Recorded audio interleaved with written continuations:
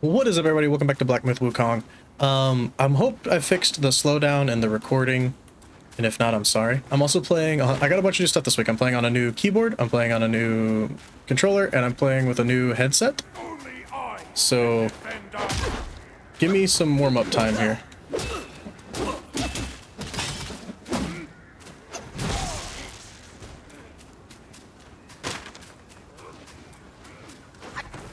I would like you to come to me if you don't mind. Also, we are one graphical quality down from cinematic to very high now. Some people are saying that the game was having problems running at cinematic, so a lot of people suggested, hey, why not run it at very high? So that's what we're giving it a try. Well, screw you, game.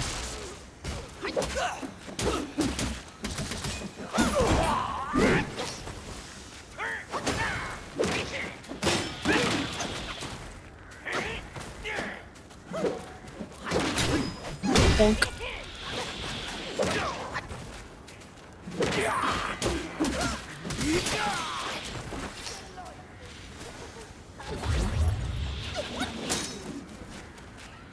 And hopefully, I'm running the game in admin mode, and people said that would help. Alright. This is annoying. Man, these archers in this one are obnoxious. Get out of here. You didn't hit me. Get out of here. You know what? Just do this.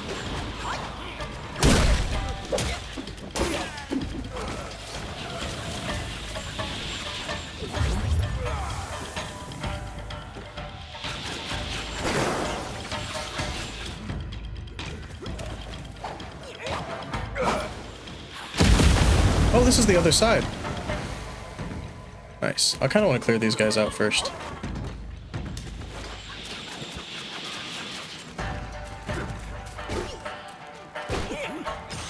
Yes, yes, yes. Chase away. Get out of here.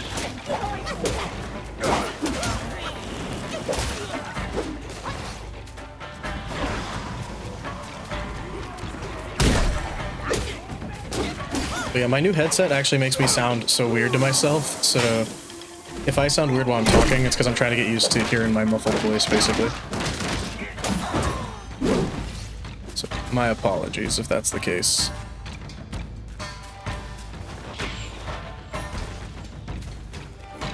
Where the heck is the guy that shot at me, though, is my question.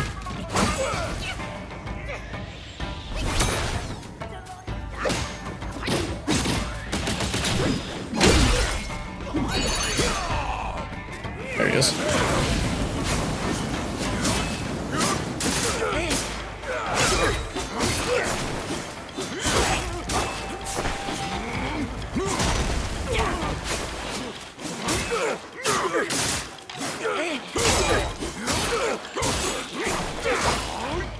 Oh, you missed?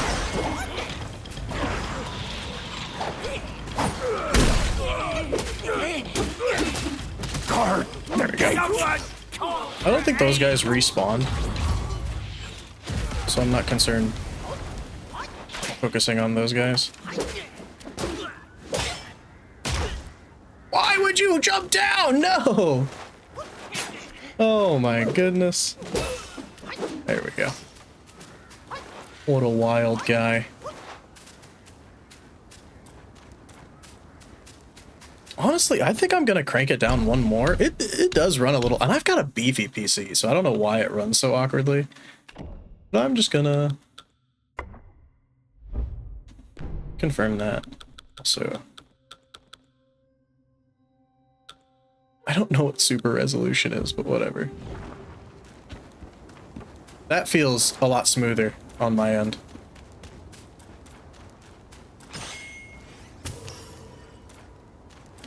I don't know what you guys think on your end, but that feels a lot smoother, and it doesn't really look, you know, like much worse. What's this? You telling me you're nothing? You say so, game. You say so. Loot? This new controller is kind of smaller than my previous one too, so my hands feel a little weird on it. I'm just gonna keep giving you guys excuses for bad gameplay.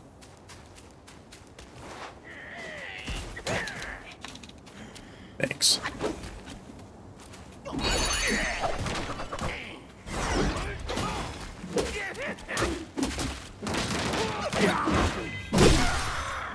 See ya.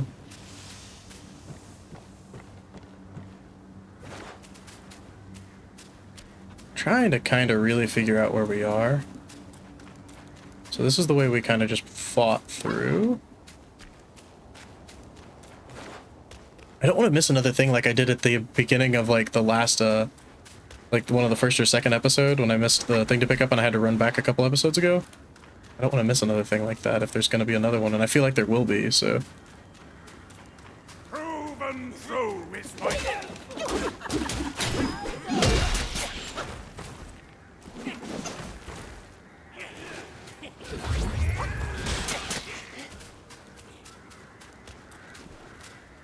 Unending boon be ours!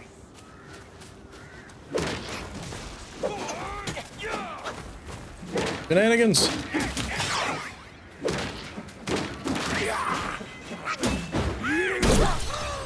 There we go. Delightful. How delightful.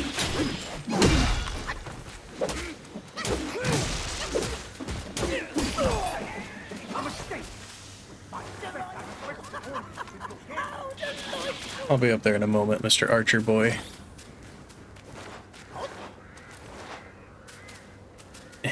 Come on now.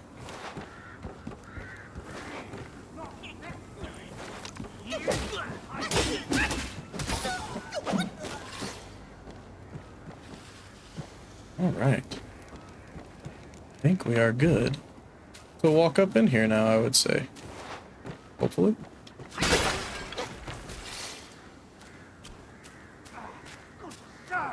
I just want a word with your king! Okay, you look angry.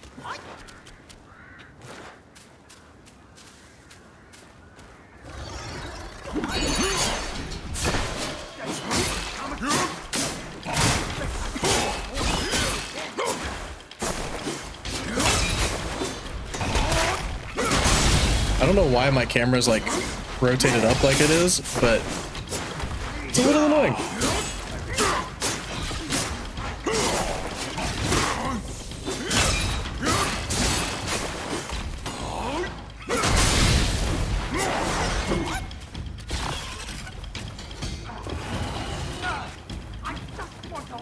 Come on.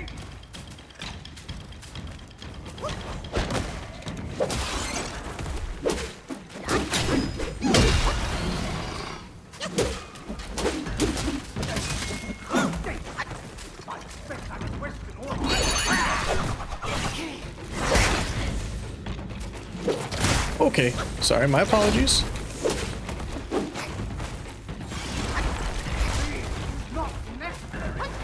I really hate this angle we're fighting at right now. I'm not gonna lie. Ow.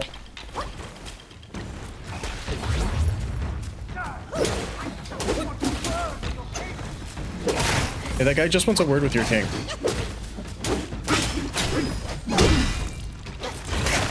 Okay, yep, you bet.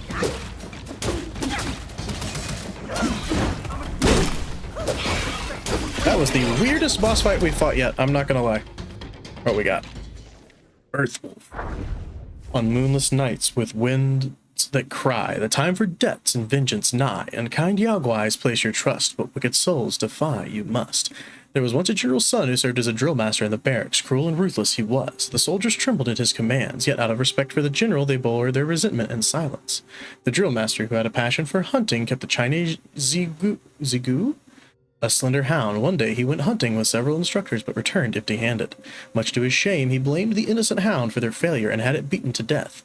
The soldiers who had been ordered to kill the hound were much troubled in spirit. They buried the hound in a field behind the barracks, where many lingji mushrooms grew, and gathered at night to chant sutras for the repose of its soul. One night, the drill master heard a dog barking outside the barracks. He sent men to seek out the source of the noise, but the barking ceased each time they approached, only to resume once they had returned to sleep. After a few times, the drill master lost his temper and went to investigate himself. As he stood in the yard, he felt a sound come from beneath the ground and ordered his men to dig up the earth.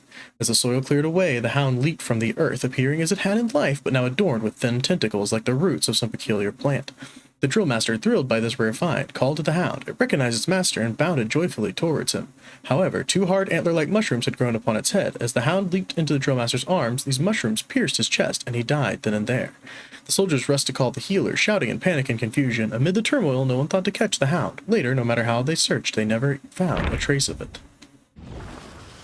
Poor puppy. They didn't deserve you anyway, puppy.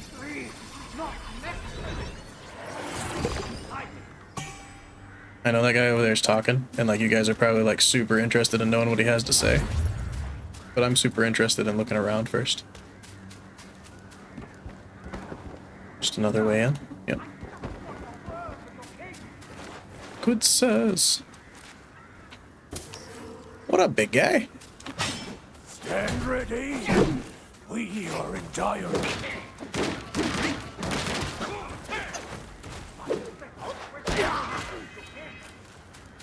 Oh, what happened to your shield?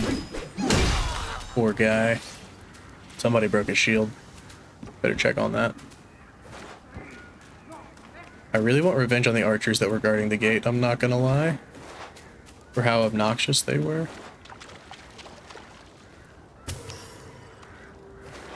Think we can get revenge? Doesn't seem like it, but we can open this. For a shortcut. Hello.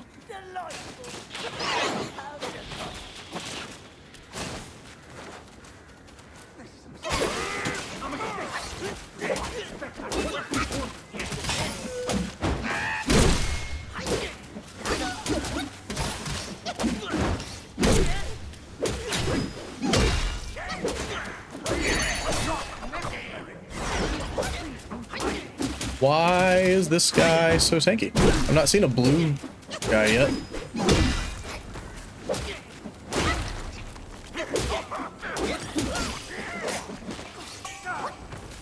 He got a drop for us. Oh, and he dropped some souls. Interesting.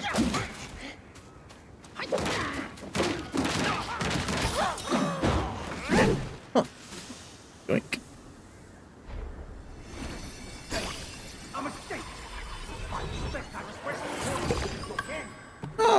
So he's gonna have like a spirit of whatever he is. That's cool.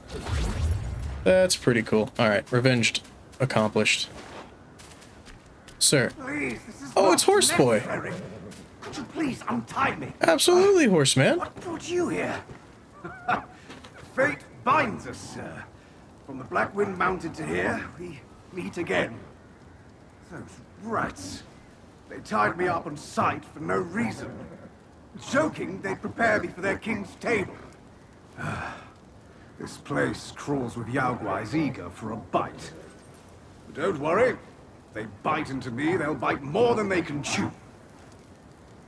This place is a jumble of rats and cats, all at each other's throats. And the Yellow Wind Sage keeps silent. How odd. Who would swear fealty to such a king? Let's make haste and go. Never linger at a peril such as this. Just leave. These rats are no match for me. I can make my own way out. You are a skinny one, but these rats aren't picky eaters. Flee. The quicker the better. I won't die here with my task undone. There are too many eyes around here.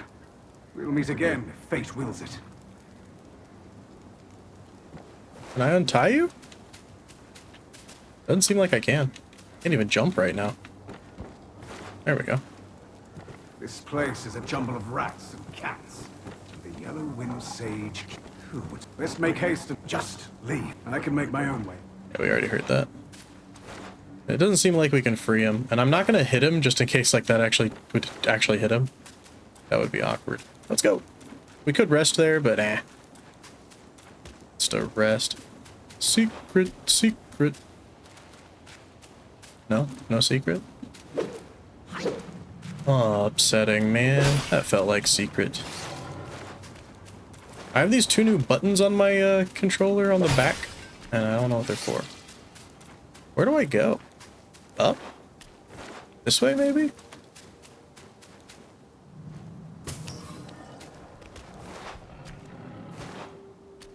No. Not that way. This way? No. Invisible wall, okay.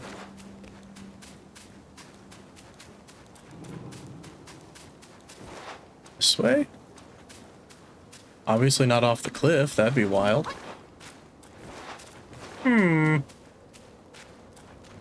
Where, oh, where? Oh, the lady texted me, guys. Let's go ahead. I'll try to walk while I text her back.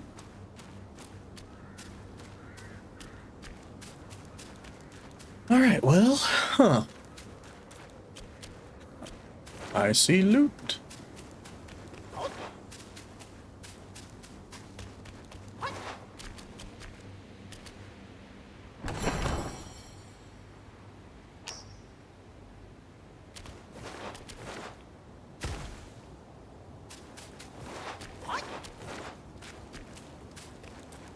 So maybe it is like down through where the cave area that way, maybe? Maybe.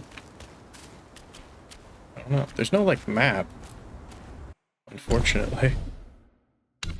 I'd really love one.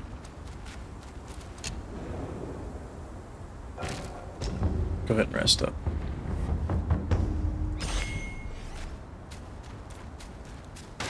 Let's see if maybe down here was where we fought the big frog.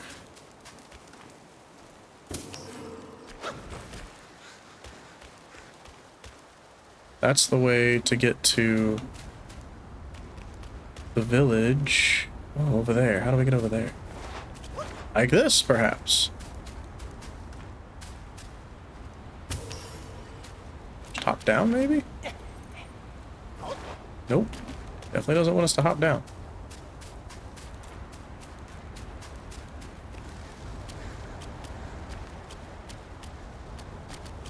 Dude, the not invisible walls, invisible walls thing, it's making it very difficult to find where to go.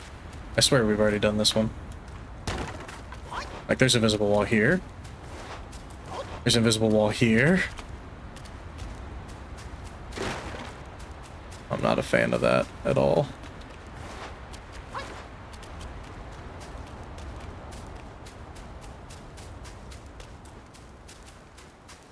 Maybe we have to go back through the village.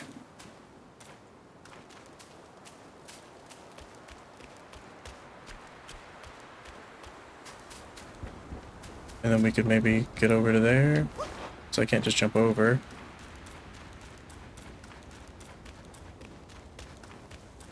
It's the portion of the game where I become lost for an hour. Who goes there? Take it down.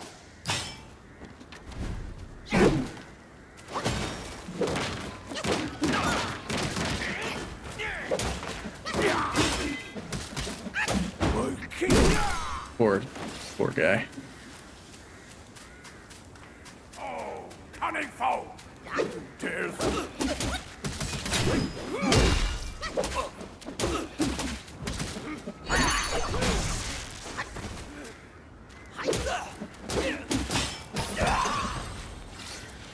There it is.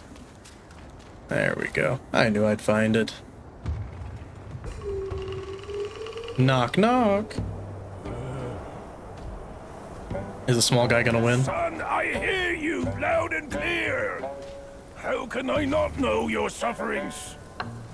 But before our master returns from the valley, we've got to tough it out. Tough it out to survive. The lads went out to see the altar the other day. Said it's stinking worse than ever. And covered in bones.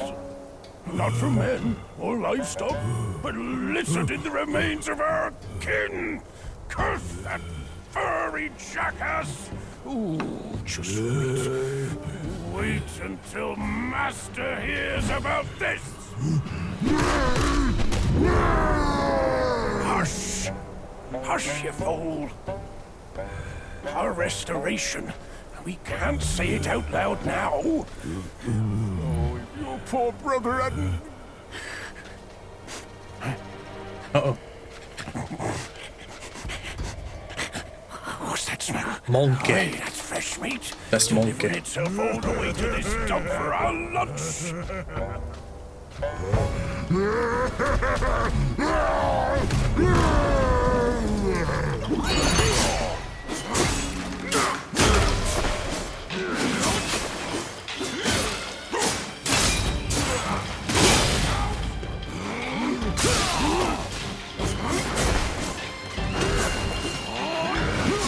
That's what I was trying to do the first time. I wasn't trying to do the dash.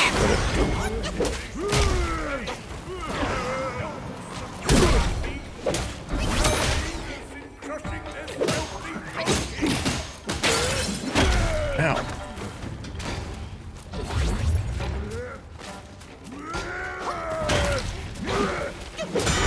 Okay, 3 attacks, 3 attacks.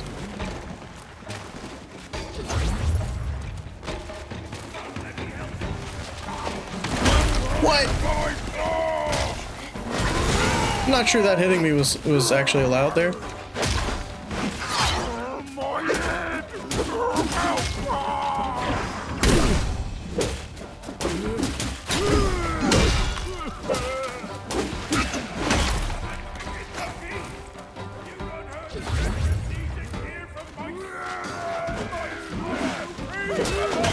Bullshit.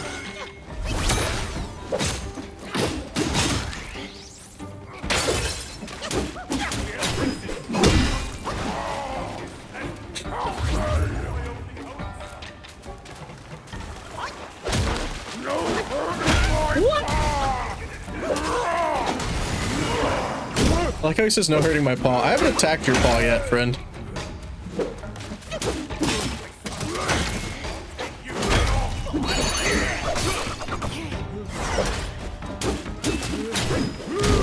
I hate that that didn't work.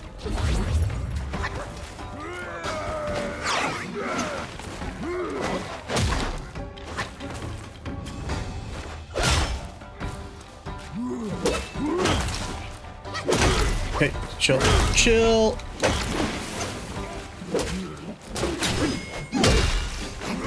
Our freaking Ornstein and Smo fight. Oh, I didn't have to fight his dad?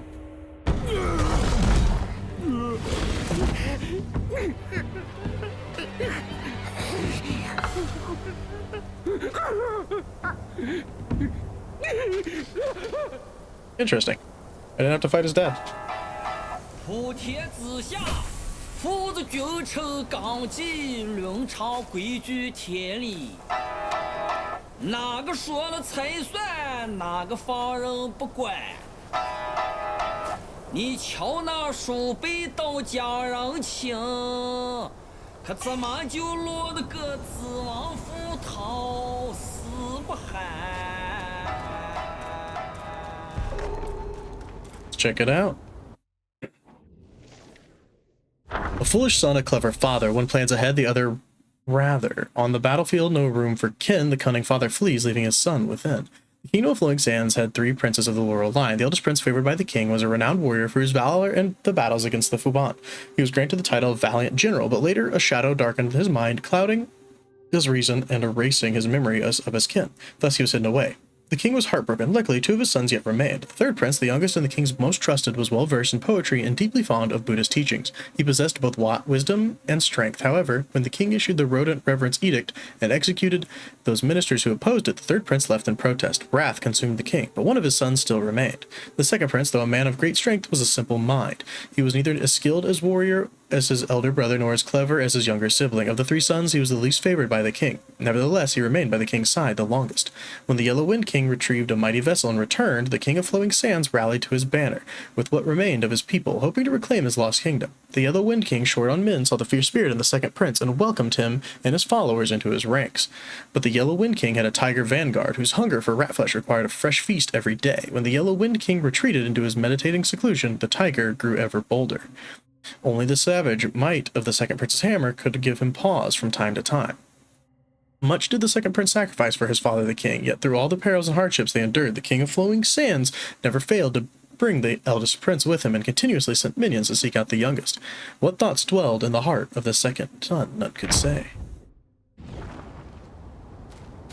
None could say. Look how close we were to losing. Oh my goodness. But we didn't. And we were rewarded. Definitely gonna go ahead and rest.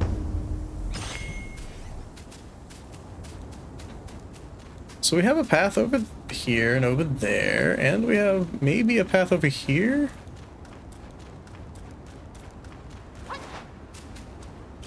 This is that bridge. Yeah, this does appear to be another path. So there's like 3 paths right now, branching. I don't know. I think I saw a boulder moving over in the distance.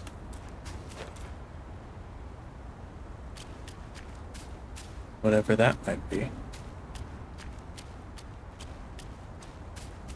Hello, big guy.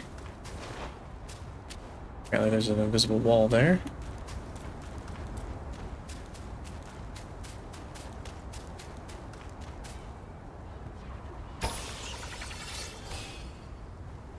Oh, 1 second, guys. Alright, sorry about that, guys. I am back.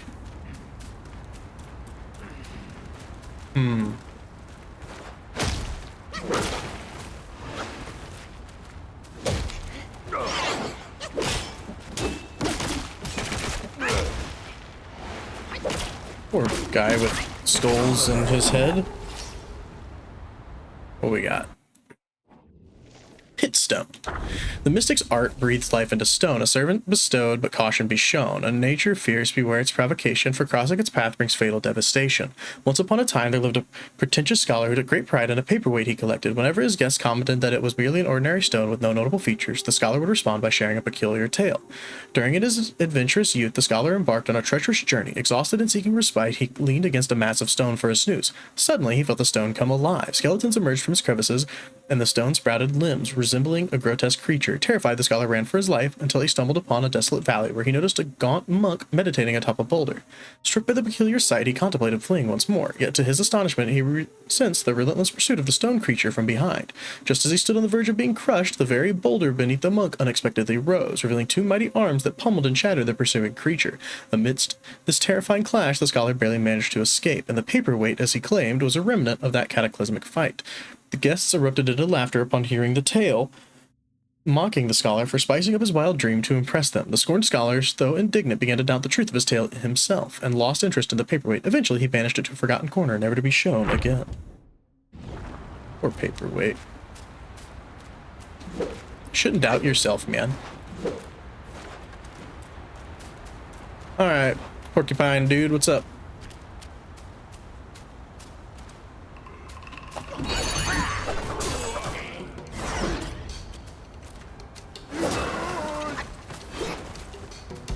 Why do I feel like you could shoot out those spikes? If you wanted to.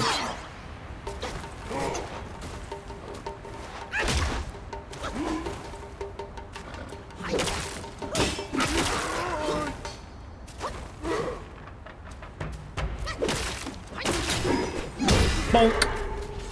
And what do we have here? Spearbone. In a world... So sorry. Oh, I don't know why that happened. Oh.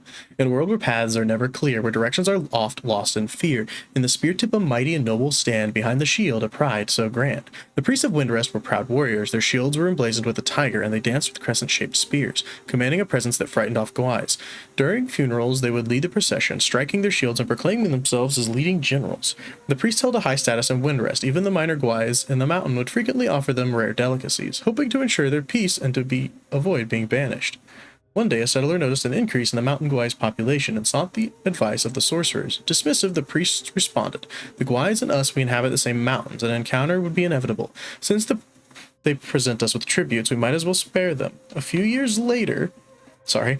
Strange winds began to sweep across the valley, stirring up chaos. The Gwais ran wild, causing trouble frequently. Dressed in their warrior attire, the priests raised their shields and ventured out of the settlement to confront the unruly Gwais. However, the Gwais didn't fear them. The priests' spears and shields, which were once their pride, could only repel a few minor ones before they were surrounded.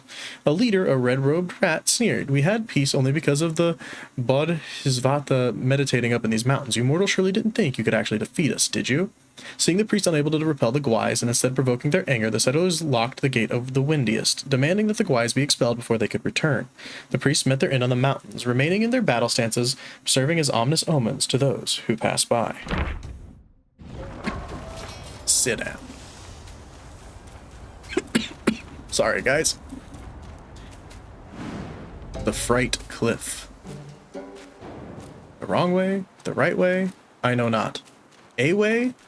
I do know that. You gonna ambush me?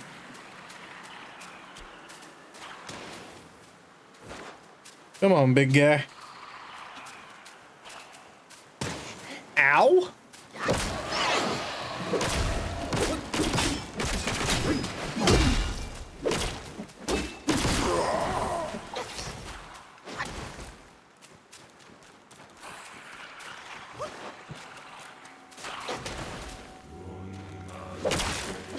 Does anyone hear the chanting? Because I heard the chanting.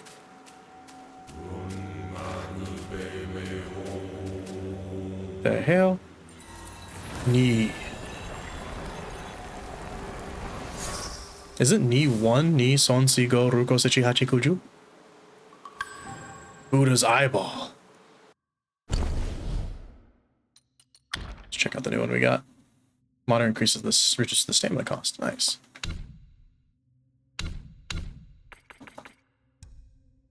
An anabolic extract from the chanting Buddha's head. Maybe inlaid elsewhere. I miss him. Oh, I missed this guy, I guess. On the road, bare bones on display, flesh rotted, decayed, faded away, long ago forgotten in name, his homeland lost in death's claim. In the land of the Yellow Wind Ridge, where relentless winds raged day and night, the two mounds were often ravaged by the mighty gusts, revealing the exposed bones, a sight all too familiar. One day, a hurried merchant found himself passing through the Yellow Wind Ridge on an urgent matter. However, the villagers warned him of the terrible danger and refused to be his guide. After walking alone for hours, the merchant rested by the roadside, eating his rations. It was then that he noticed a set of skeletal remains in the withered grass. The bones were incomplete due to greedy vultures and wolves. Were you slain by bandits lying here in this desolate place, or like me, did you find no joy in life and choose it to end yourself? Overwhelmed with sorrow, the merchant sighed as he looked upon the skull and wondered aloud. You now lie uncovered in the wilderness, and I can only imagine the sorrow your family must feel. Moved by compassion, he untied his bundle, weeping as he began to dig a grave to bury the remains. Suddenly, the skeleton sat up, startling the merchant, who fell into the ground and scrambled backwards in fear. Using bony hands to support itself, the skeleton approached the merchant and pushed the bundle towards him. Astonished, the merchant cautiously accepted the bundle and resumed his journey. The skeleton followed him from a distance, and together they traveled peacefully for hours. Gradually, the merchant let his guard down and removed his inner shirt to drape it over the skeleton's frame. From that moment on, whenever a strange noise arose, the skeleton would guide the merchant to take cover behind rocks. With furtive glances, the merchant would then witness Gwais passing by the path. For several days, they continued on this way until the merchant finally reached the main road again. That was the moment the skeleton ceased to move. Grateful for its companionship, the merchant offered to transfer the skeleton's remains back to its homeland. However, after a moment's hesitation, the skeleton turned and walked back into the swirling sands of the ridge. Perhaps it had already forgotten where it came from. What a nice skeleton. Let's go pop a rest and call it an episode, I think, my guys. Oh, that's a spooky little path. But yeah, I think that's gonna do it for this one. I will see you all in the next one. Peace.